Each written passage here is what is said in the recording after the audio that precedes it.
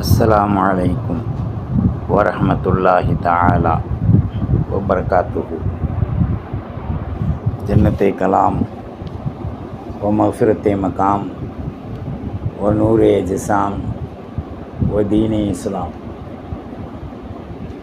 அல்லாஹும்ம ஸல்லி அலா முஹம்மத் வ அலா ஆலி முஹம்மத் வ பாரிக் வ ஸல்லிம் அலைஹி. اللهم هب لنا إيمانا واستقامة وعفوا وعافية. جزا الله سيدنا ونبينا حبيبنا مرشدنا ومولانا محمد رسول الله صلى الله عليه وآله وصحبه وسلم. اللهم إنا نسألك الهدى والتقى والنقى واللفاف والغنى. اللهم صل على محمد عدد خلقه ورضا نفسه وإذنة عرشه ومداد كلماته. சுபஹானல்லாஹி வ பிஹம்திஹி அதத ஹல்கிஹி வ ரிதா நஃப்ஸிஹி வ இத்னத அர்ஷிஹி வ மிதாத கலிமாத்திஹி. அல்லாஹும்ம ஸல்லி அலா முஹம்மது வ அலா ஆலி முஹம்மது வ பாரிக் வ ஸல்லிம் அலைஹி. அம்மா பஅத். அஊது பில்லாஹி ஸமீஇல் அலீம் மினஷ் ஷைத்தானிர் ரஜீம். பிஃபத்லி பிஸ்மில்லாஹிர் ரஹ்மானிர் ரஹீம்.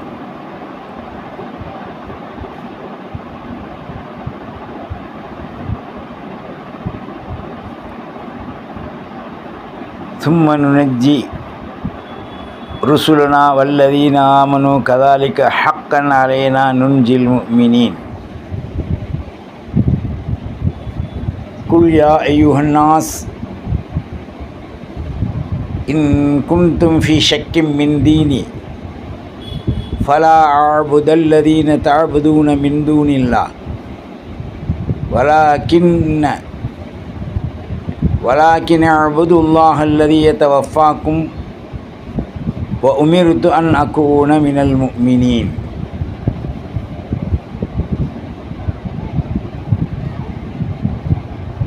وقال النبي صلى الله عليه وآله وصحبه وسلم: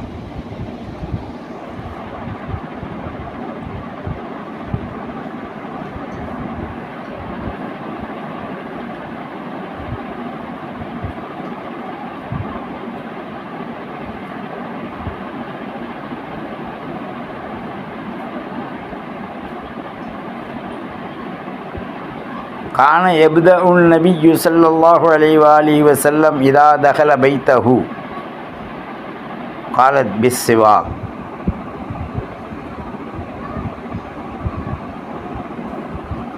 சர்வ புகழும் எல்லாமல்ல அல்லாஹு ஜல்ல ஷானஹு தஆலா ஒருவனுக்கே உரித்தாவுக. சாந்தியும் சமாதானமும் சையதுல் காயினாத் அஹ்மதுல் முர்த்தலா முஹம்மதுல் முஸ்தபா முஹம்மதுர் ரசூலுல்லாஹ் ஸல்லல்லாஹு அலைஹி வஆலிஹி வஸல்லம் அவர்கள் மீதும் அன்னாரின் சத்திய சுத்த நெறிமுறைகளை பின்பற்றிய பரிசுத்தமான மனைவிமார்களாகிய நம் உம்மஹாத்துல் மூமினீன் குலஃபாஏ ராஷிதீன் அஸ்ஹாபுல் பத்ரீன் வல் உஹதீன் வல் ஹந்தகீன் வல் தபூக்கீன் வல் ஹுனைனியின் வசாயிரி ஸஹாபத்தி ரிضவானுல்லாஹி அலைஹிம் அஜ்மஈன். நம் முன்னால் வாழ்ந்த மறைந்த சித்திகீன்கள், சாலிஹீன்கள், பெற்றோர்கள், உற்றார், உறவினர், நம்முடைய மனைவி, மக்கள், பிள்ளை, குட்டி அனைவர்கள் மீதும் அல்லாஹ்வுடைய கருணையும் ரஹ்மத்தும் ஸல்லல்லாஹு அலைஹி வஸல்லத்துடைய ஷஃபாஅத்தும் ஸலவாத்தின் நிஅமத்தும் அனைவர்கள் மீதும் உண்டாவதாக. இவ்வுலகில் வாழும் கால் நோய் நொடியின்றி எல்லா நலமும் வளமும் பெற்று சாந்தி சமாதானத்தோடு வாழ அதிகமாக நாம் நல்ல அமல் செய்தவர்களாக அல்லாஹ் ரசூலுடைய அந்த ரஹமத்தை நிஅமத்தை எதிர்பார்த்த நிலைகளிலே அல்லாஹ் நம்மை மிகச்சிறந்த நல்ல அமல் செய்யக்கூடிய சாலிஹீன்களுடைய கூட்டத்தோடு அல்லாஹ் நம் அனைவர்களையும் இணைத்து வைப்பானாக. அல்லாஹ்வின் நல்லடியார்களே, இஸ்லாமிய வாலிப தோழிகளே, சகோதர சகோதரிகளே, அல்லாஹு ஜல்ல ஷானஹு தஆலா மனிதர்களை இந்த உலகத்தில் படைத்ததின் நோக்கம் நாம் நன்கு விளங்கியிருக்கின்றோம். நாம் விளங்கி இருந்தாலும் கூட எந்த நோக்கத்திற்கு நாம் படைக்கப்பட்டோமோ அவைகளை சரியாக நாம் பின்பற்ற முடியாமல் தவித்து கொண்டிருக்கின்றோம். இந்த உலகமும் உலகத்தில் உள்ள பொருளும் நம்மை ஏமாற வைத்து கொண்டிருக்கின்றது. நாம் ஏமாந்து கொண்டே இருக்கின்றோம். காரணம், மதா உத்துன்யா கலீல், குல் மதா உத்துன்யா கலீல். இந்த உலகத்தின் சுகண்டிகள் மிக சொற்பமானவை. மதா உத்துன்யா குரூர். இந்த உலக சுகண்டிகள் நம்மை ஏமாற்றக்கூடியது என்ற ஆயாத்துக்களை, இரு ஆயாத்துக்களையும் மறந்தவர்களாக இந்த உலகத்தில் நாம் ஆளும். நாம் அதிகமாக நேசமும் பாசமும் கொண்ட நிலை அமல்களிலே இல்லை. இந்த உலகத்துடைய பொருளாதாரத்தின் மீதும், மனைவி மக்களின் மீதும், சொத்து சுகங்களின் மீதும் நாம் மிக வெற்றி பெற்று விடுவோம் என்பதாக நாம் எண்ணிக்கொண்டு நாம் சரியான முறையில் சிந்திக்கக்கூடிய ஒரு ஆற்றல் மிக்க நிலைகளிலே இல்லாமல் வழி தவறிய நிலைகளிலே நாம் நம்மை சீரழித்து கொண்டிருக்கின்றோம். எனவே தான் அல்லாஹ் ஜல்ல ஷானஹு தஆலா நமக்கு இந்த இடத்தில் பல்வேறான கருத்துக்களை அல்லாஹ் குறிப்பிடுறான்.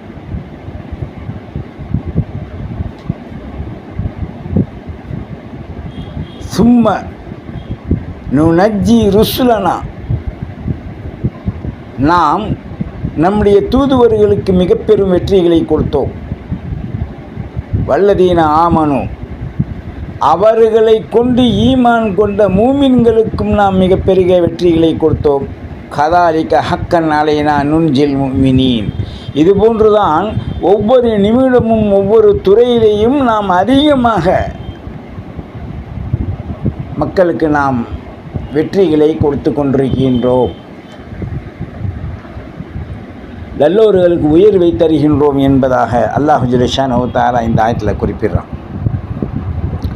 அப்போது நாம் அல்லாஹுடைய மெய்தூதர் ஸல்லல்லாஹு அலைஹி வஸல்லத்தை, அதற்கு முன்னால் உள்ள நபிமார்களை, குர்ஆன் வேத கிரந்தத்தை, ஏனைய சூஃபுக்கள் வேத கிரந்தங்களை நாம் ஈமான் கொண்டவர்களாக இருக்கும்போது அவைகளை சரியான முறையில் நாம் கடைபிடித்து வாழ்வதற்குண்டான பகுத்தறிவை இழந்து கொண்டிருக்கின்றோம்.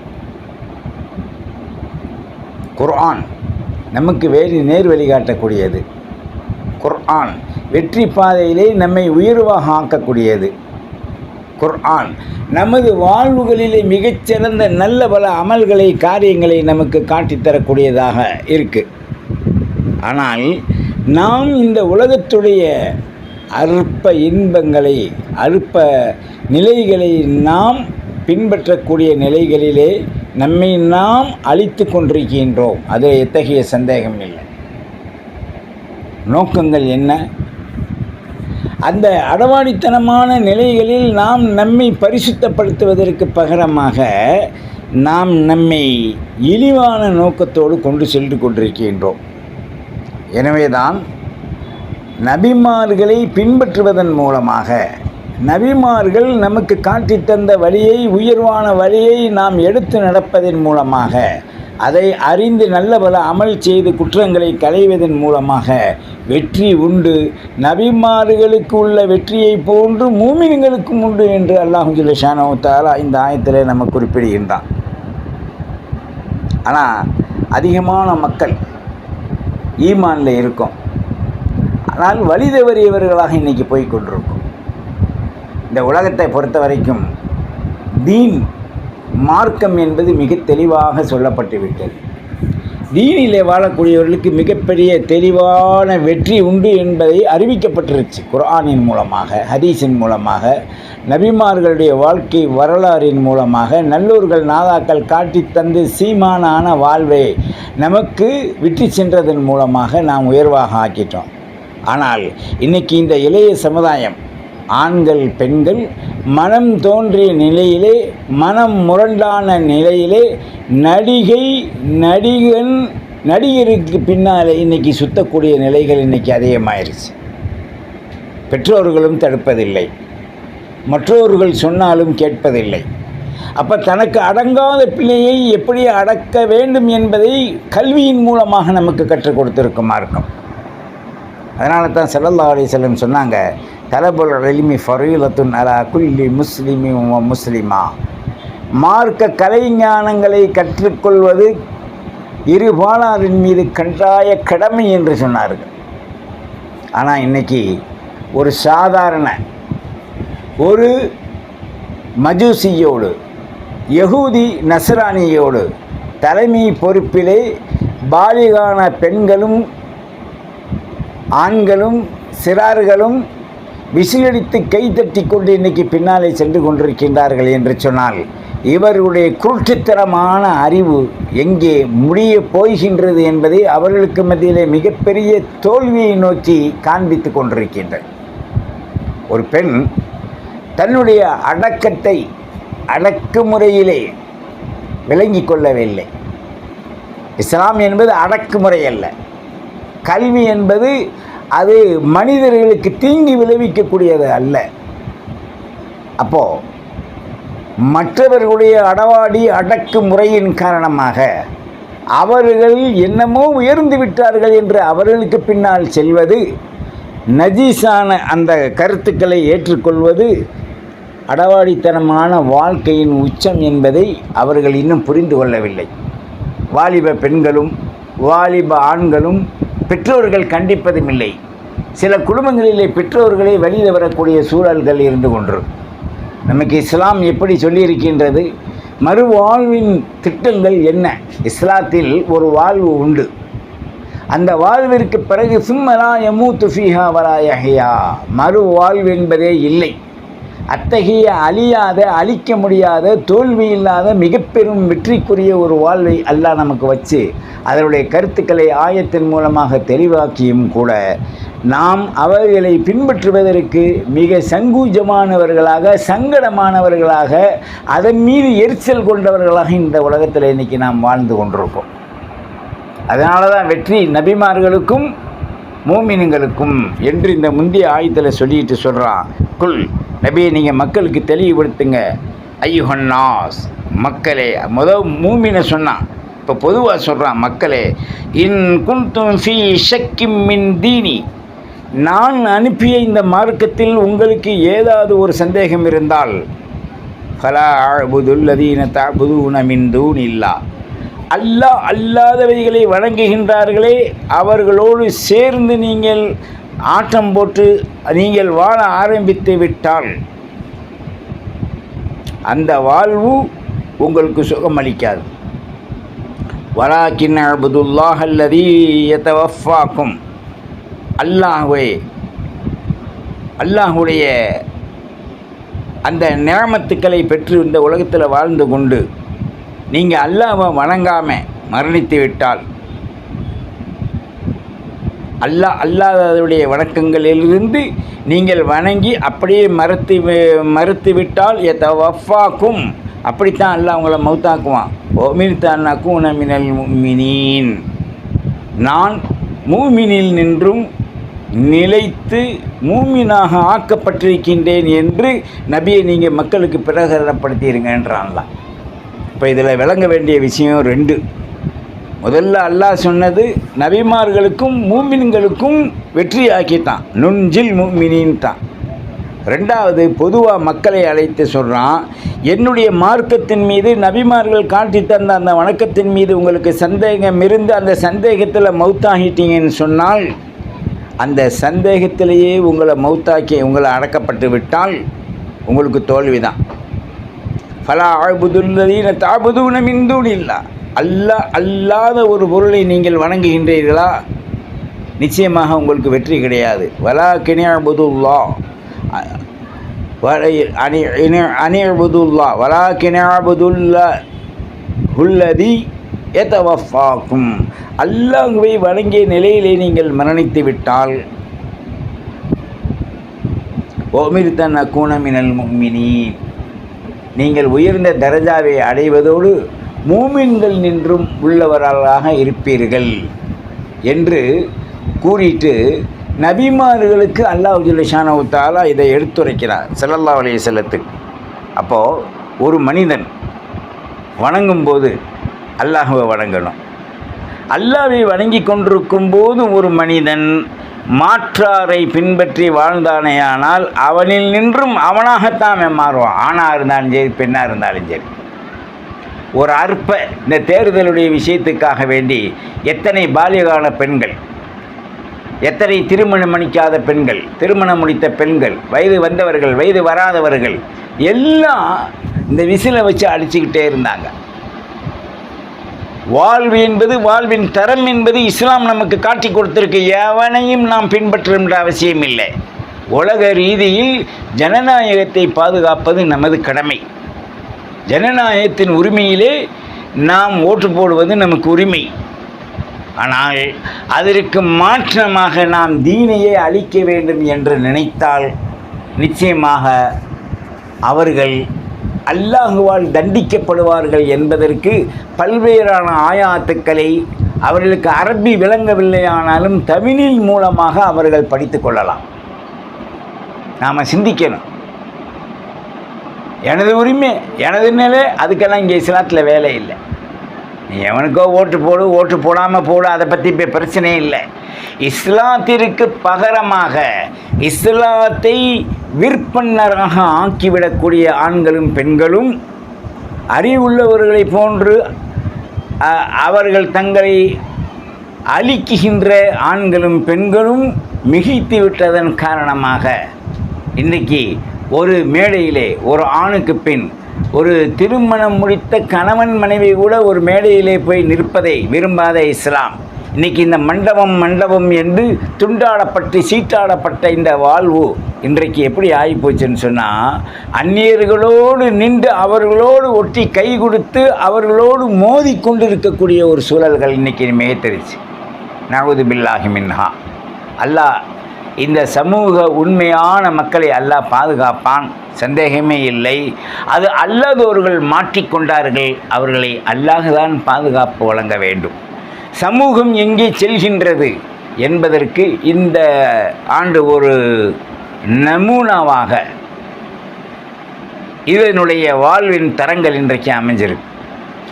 நமக்கு இஸ்லாம் என்பது எல்லா துறையிலையும் தனித்து விடப்பட்டவை. அமல்களில், இதுகளில், மற்றதில் ஒற்றுமையாக இருக்கலாம். உணவில், உடையில் எல்லாத்தையும் விட்டு கொடுக்கலாம், எல்லாத்துக்கும் உதவி செய்யலாம்.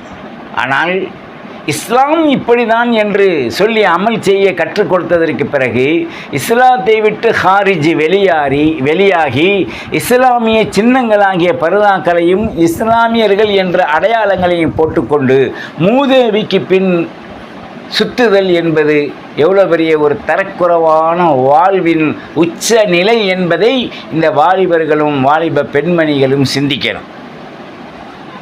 அதனால தான் சிறு பிராயத்திலே கல்வி ஞானங்களை ஊட்டணும், மார்க்கத்தை ஊட்டணும், தாய் தந்தையுடைய அந்த அன்பை ஊட்டணும். மதரசாக்களிலே அவர்களை ஓதச் சென்று அனுப்பணும். வெறும் படிப்புன்னு படிச்சுட்டு எல்லா வாயிலையும் இன்றைக்கி மண் உழுவக்கூடிய சூழ்நிலைகள் இன்றைக்கி ஆகிப்போச்சு. பெற்ற தாய்க்கு கட்டுப்படாமல் இருக்க பாலிகான பிள்ளைகள், பெற்ற பிள்ளைக்கு கண்ணியம் செய்யாமல் இருக்க தாய் தந்தையர்கள். இதுக்கெல்லாம் காரணம் என்னென்னா, அடிப்படை இஸ்லாத்தின் கல்வி இல்லை. அல்லாஹ் எவ்வளோ பெரிய உயர்ந்த சமூகத்தாக நம்மளை அல்லாஹ் படைச்சி வச்சுருக்கான்.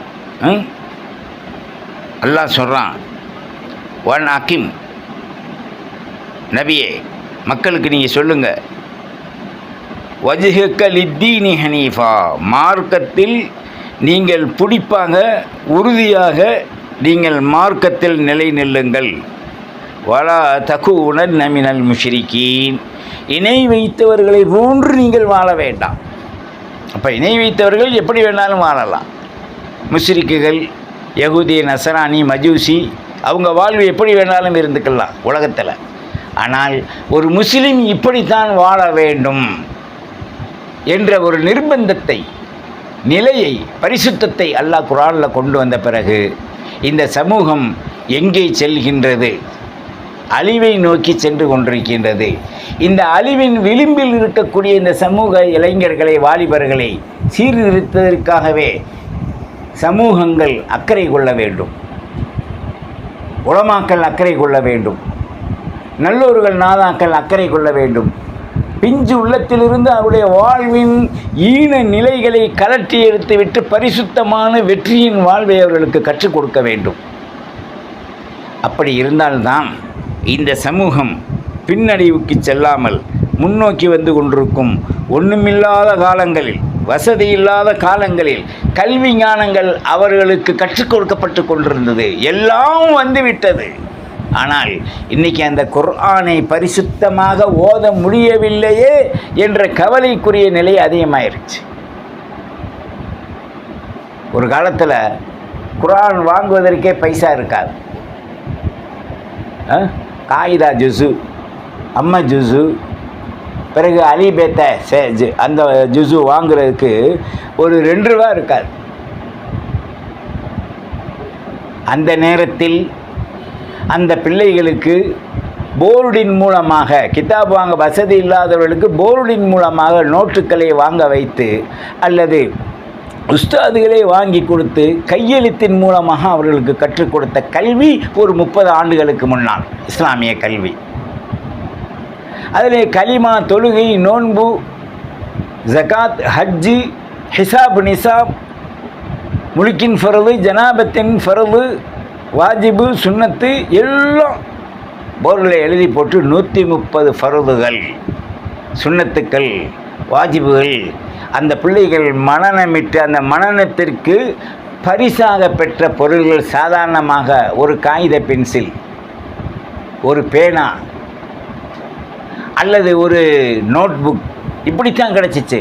ஆனால் இன்றைக்கி என்னன்னா கரண்ட்லேயே குக்கர் கிடைக்கிது, அண்டா கிடைக்கிது, குண்டா கிடைக்கிது. வாங்கி கொடுக்குறவங்கள அதில் போட்டு கொதிக்க வச்சு குளிக்க வைக்கிறதுக்குள்ள நிலைகள் எல்லாம் நடக்குது. சமூகம் சிந்திக்க வேணாமா? கல்வியின் தரம் இஸ்லாத்தில் இன்றைக்கி எங்கே போய் கொண்டிருக்கு? நீ ஓதிட்ட படிச்சுட்டேன் சான்றிதழ்கள் வாங்கி என்ன செய்ய முடியும்? மூஞ்சியில் தான் ஒட்டிக்கிற முடியும். நான் படித்து விட்டேன், படித்து பட்டதாரியாக ஆகிவிட்டேன். போட்டாவில் வேண்டாம் ஒரு அழகுக்கு இந்த காலேஜில் படிச்சுட்டு டாக்டருக்கு படிச்சுட்டு டிகிரிக்கு பதில் ஒரு பேப்பரை சுருட்டி கையில் கொடுத்து இந்த கொண்டையில் இது வச்ச மாதிரி தலையில் ஒரு தொப்பி வச்சு விடுவாங்க. அது வச்சுட்டா ஒரு பெருமை, எப்படில டிகிரி வாங்கிருச்சு. ஆனால் அல்லாஹ் அதுக்கு முதவே ஒரு தொப்பி வச்சுருக்கானே, யாராவது நீங்கள் சிந்திச்சிங்களா? அதுக்கு முதவே அல்லாஹ் ஒரு டிகிரி கொடுத்துட்டானே. இஸ்லாம், முஸ்லீம், மூமின், முத்தகி, தக்குவா, சாலிஹ். அல்லாஹ் எத்தனை டிகிரி வழங்கியிருக்கான். அந்த டிகிரிகளில் ஒன்றாவது நாம் கடைபிடித்து அந்த பேருக்கு தகுந்த வாழ்வு இன்றைக்கு நமது குடும்பத்தில் நம்முடைய பிள்ளை குட்டிகளிடத்தில் இருக்கின்றதா என்பதை யாராவது நாம் சிந்தித்து பார்த்தோமா? அந்த சிந்திக்கும் அறிவு, அந்த சிந்திக்கும் ஆற்றல், செயல்படுத்தும் திறன் நம்மிடத்திலே 3 விதத்திலே கழிந்து விட்டது. 1 உடல் அலங்காரம், 2 நாவின் ருசி, 3 அபத்தின் ருசி. இதோடு கழிஞ்சிருச்சு. அப்போ கல்வி எங்கே? அங்கேதான் அல்லாஹ் ரசூல். எங்கே தெளிவாக்கப்படுமோ அது இருளாக இருக்கு, எது இருளாக இருக்கணுமோ அது மிக தெளிவாக இருக்கு. நாம் நமது குழந்தைகளை மார்க்கப்பற்றுடையவர்களாக, அன்பு, அறம், அமைதி, மகிழ்ச்சி எல்லா நிலைகளிலும் உயர் தரஜாவில் உயர்ந்து விளங்கி வாழ்க்கையில் அவர்களுக்கு தெளிவுபடுத்த நாம் முயற்சிப்பதுடன் கல்வியின் அவசியம், இஸ்லாத்தின் கல்வி, வாழ்க்கை, வாழ்வியல் அனைத்தையும் அவர்களுக்கு இஸ்லாமிய ஷரியத்தின்படி கற்றுக் கொடுப்பதுடன் உலக வாழ்வியலுக்காக வேண்டி சில கல்விகள் அவைகளையும் நாம் இந்த குழந்தை கற்றுக் கொடுத்து ஈவு, இரக்கம், அன்பு, அறம் இந்த 4ஐயும் ஒருங்கிணைத்து அவர்களுக்கு நாம் கற்றுக் கொடுப்போமே ஆனால் அவர்கள் மிகப்பெரிய தெளிவிலே வாழ்வார்கள். நாம் ஒவ்வொருவரும் இந்த லீவை சரியாக பயன்படுத்தி கற்போம், கற்பிப்போம், கற்பித்ததின்படி நாம் அமல் செய்வோம் என்ற அந்த வாழ்வின் உச்ச நிலையை அடைவதற்கு வல்ல ரஹ்மான் அருள்பாலிக்கட்டும். மாநபியின் வழிமுறைகளை சஹாபாக்களுக்கு காட்டி கொடுத்த அந்த அற்புதமான விளக்கங்களை நாம் விளங்கி அமல் செய்வோம். வல்ல ரஹ்மான் அருள்பாலிக்கட்டும். வாஹிர் தஅவானானில் அல்ஹம்துலில்லாஹி ரப்பில் ஆலமீன். வஸ்ஸலாம். அஸ்லிம் தஸ்லீம். அஸ்ஸலாமு அலைக்கும் வரஹ்மத்துல்லாஹி வபரகாத்துஹு. வத்தபிஊனி அலல் இஸ்லாம் ஃபஅத்தூனி மினல் முஸ்லிமீன்.